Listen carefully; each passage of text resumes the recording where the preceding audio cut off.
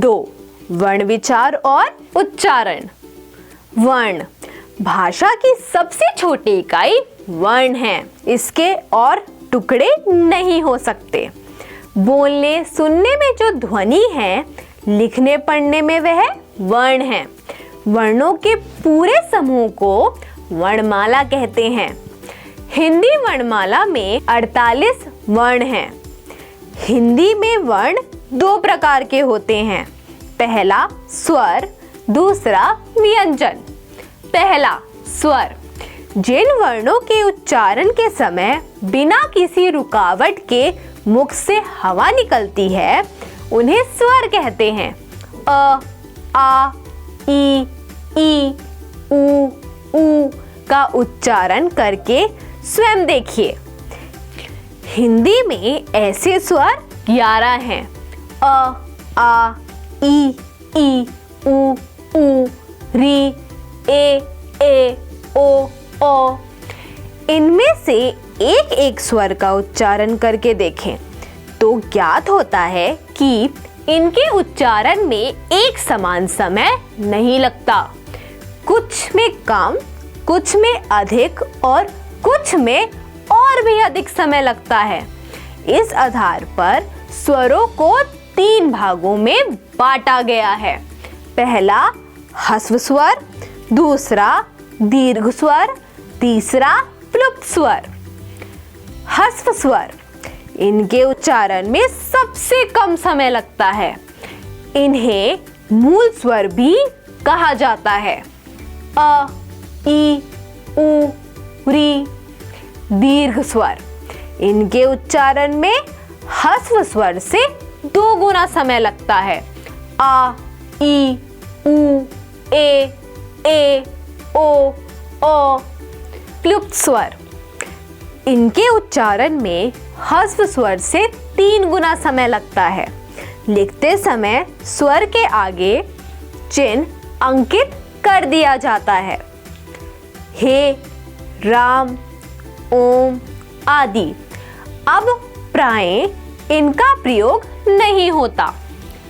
स्वरों की मात्राएं, जब स्वरों को व्यंजनों के साथ मिलाकर लिखा जाता है तब इनका स्वरूप बदल जाता है। इस बदले हुए रूप को मात्रा कहते हैं। स्वरों की मात्राएं निम्नलिखित हैं। स्वर, मात्रा, स्वर के साथ व्यंजन, शब्द। स्वर अ, मात्रा कोई नहीं, स्वर के साथ व्यंजन क, शब्द कल। आ, का, काम। ई, की, किस। ई, की, कील। उ, कु, कुछ। ऊ, कू, कूद। री, क्री, कृपा। ए, के, केला। ए, कै, कैसा। ओ, को, कोठी। औ, कौन। री तथा र की मात्राएं। री के विषय में यह बात जाननी आवश्यक है कि यह स्वर ऋषि, कृपा, सृष्टि आदि उन्हीं शब्दों में प्रयुक्त होता है जो संस्कृत से हिंदी में आए हैं। री का मूल उच्चारण आज लगभग भुलाया जा चुका है। इसे उत्तरी क्षेत्र में री और दक्षिणी क्षेत्र में रू से मिलती जुलती ध्वनि के रूप में बोला जाता है। र के साथ ऊ तथा ऊ की मात्राएं आगे लगाई जाती हैं, जैसे र जमा ऊ बराबर रू, रुपया। र जमा ऊ बराबर रू, रूठना। स्वर रहित र का प्रयोग रेफ के रूप में व्यंजन के ऊपर किया जाता है, जैसे र जमा म बराबर कर्म। कर्म। पाई वाले स्वर रहित व्यंजन के साथ र का प्रयोग उसके नीचे किया जाता है, जैसे क जमा र बराबर क्र, क्रम। नीचे से गोल तथा स्वर रहित व्यंजनों में र का प्रयोग इस प्रकार किया जाता है। ड जमा र बराबर ड्र, ड्रम। ट जमा र बराबर ट्र, ट्रक। आगत ध्वनि। इन 11 स्वरों के अतिरिक्त अंग्रेजी के प्रभाव स्वरूप औ ध्वनि वाले शब्दों का भी हिंदी में प्रयोग हो रहा है, जैसे डॉक्टर, बॉल, कॉलेज आदि। ओ की ध्वनि आ और ओ के मध्य की है। इस प्रकार आजकल हिंदी में 12 स्वरों का प्रयोग हो रहा है। अयोगवह। हिंदी वर्णमाला में 2 वर्ण ऐसे हैं जो ना तो स्वर है और ना व्यंजन। ये वर्ण है अ, आहा। इनका उच्चारण स्वतंत्र रूप से नहीं किया जा सकता, इसलिए स्वर नहीं है। ये व्यंजन भी नहीं है, क्योंकि ये स्वरों के साथ प्रयुक्त होते हैं। ये ना स्वर है ना व्यंजन, पर इनकी स्वतंत्र ध्वनि है, इसलिए इन्हें अयोगवह कहते हैं। अनुस्वार और अनुनासिक। अनुस्वार। जिस ध्वनि के उच्चारण में सांस केवल नाक से निकले उसे अनुस्वार ध्वनि कहते हैं। अनुस्वार का चिन्ह बिंदु के रूप में लगाया जाता है, जैसे संत, गंगा, चंडी आदि। अनुनासिक। जिस ध्वनि के उच्चारण में सांस की हवा कुछ तो नाक से निकल जाए और कुछ मुंह से निकले उसे अनुनासिक ध्वनि कहते हैं। इसका चिन्ह चंद्रबिंदु होता है, जैसे आँख, चांद, ऊँघना, माताएं आदि। विसर्ग। इसका उच्चारण तत्सम शब्दों तक ही सीमित है। इसका उच्चारण ह ध्वनि के समान होता है और इसका चिन्ह अह है, जैसे अतः, मनः स्थिति, प्रातः आदि। दूसरा, व्यंजन। जिन वर्णों का उच्चारण करते समय मुख से निकलने वाली वायु में रुकावट पड़ती है उन्हें व्यंजन कहते हैं। हिंदी वर्णमाला में व्यंजनों की संख्या 33 है। इन व्यंजनों को 3 वर्गों में बांटा जाता है। पहला स्पर्श व्यंजन, दूसरा अंतःस्थ व्यंजन, तीसरा ऊष्म व्यंजन। पहला स्पर्श व्यंजन। जिन वर्णों को बोलते समय जीवा मुख के किसी न किसी भाग को छूती है उन्हें स्पर्श व्यंजन कहा जाता है। हिंदी वर्णमाला में निम्नलिखित 25 स्पर्श व्यंजन हैं। कवर्ग, चवर्ग।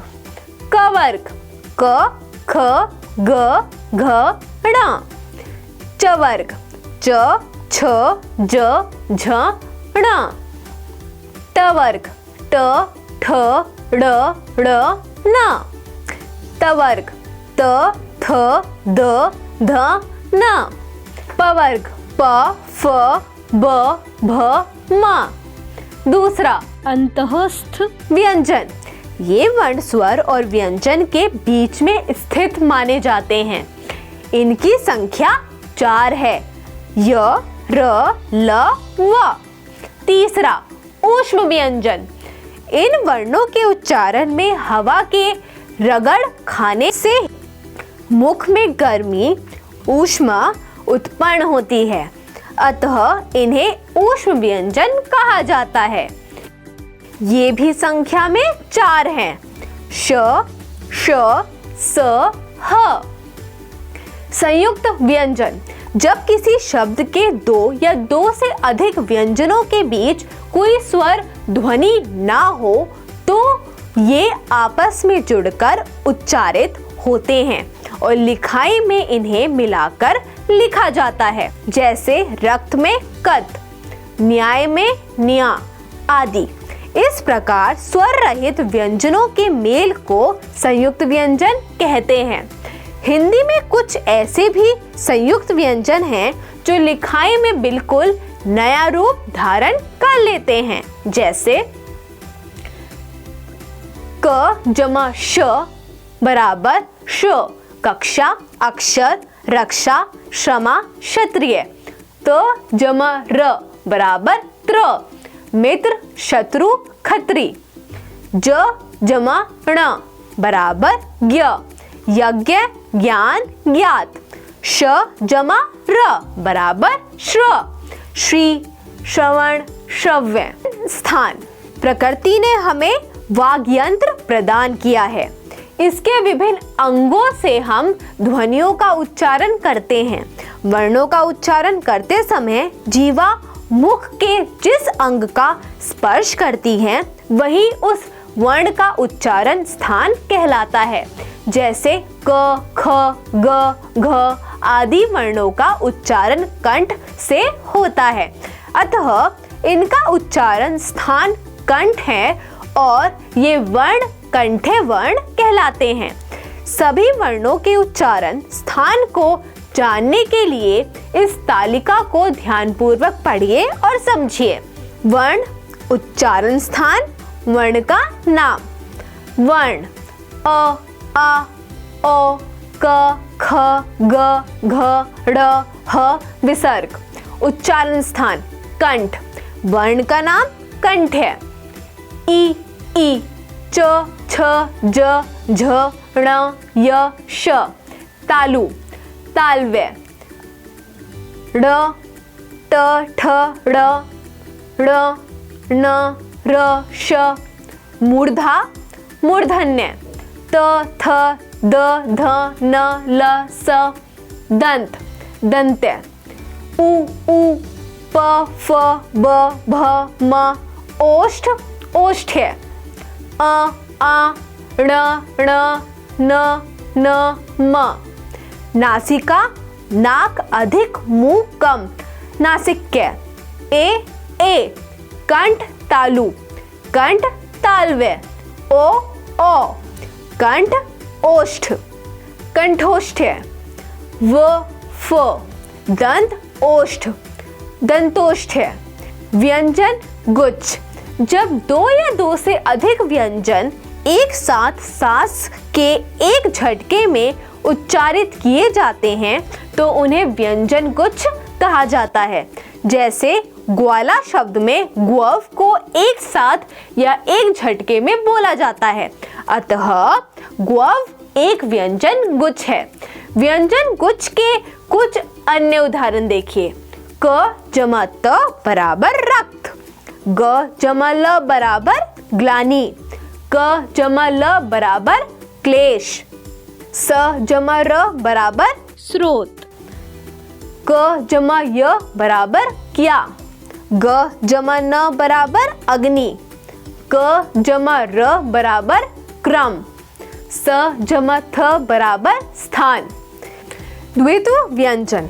जब दो समान व्यंजनों का प्रयोग साथ साथ किया जाता है तो उसे द्वित्व व्यंजन कहा जाता है। जैसे लट्टू, पक्का, पत्ता, लड्डू, कच्चा, रद्दी, छज्जा, पन्ना, अप्पू, अब्बा, अम्मा, गुस्सा आदि। व्यंजन गुच्छ तथा द्वित्व व्यंजन के संबंध में उनके स्वकीर्त नए तथा मानक रूपों पर ध्यान दीजिए तथा केवल मानक रूपों के प्रयोग का अभ्यास कीजिए। अमानक रूप, मानक रूप। अमानक रूप क जमा त बराबर रक्त, मानक रूप रक्त। च जमा च बराबर बच्चा, बच्चा। ट जमा ट बराबर लट्टू, लट्टू। ट जमा ठ बराबर लट्ठा, लट्ठा। ड जमा ड़ बराबर लड्डू, लड्डू। त जमा त बराबर पत्ता, पत्ता। द जमा द बराबर भद्दा, भद्दा। द जमा य बराबर विद्या, विद्या। द जमा ध बराबर शुद्ध, शुद्ध। द जमा व बराबर द्वारा, द्वारा। ह जमा न बराबर चिन्ह, चिन्ह। ह जमा म बराबर ब्रह्मा, ब्रह्मा। वर्ण विच्छेद। शब्द वर्णों के मेल से बनते हैं। शब्द के वर्णों को अलग अलग करना वर्ण विच्छेद कहलाता है। जैसे पाठशाला, प जमा आ जमा ठ जमा अ जमा श जमा आ जमा ल जमा आ। श्रमिक, श जमा र जमा अ जमा म जमा ई जमा क जमा अ। ज्ञान, ज जमा र जमा आ जमा न जमा अ। निश्चय, न जमा ई जमा श जमा च जमा अ जमा य जमा अ। परिश्रम, प जमा अ जमा र जमा ई जमा श जमा र जमा अ जमा म जमा अ।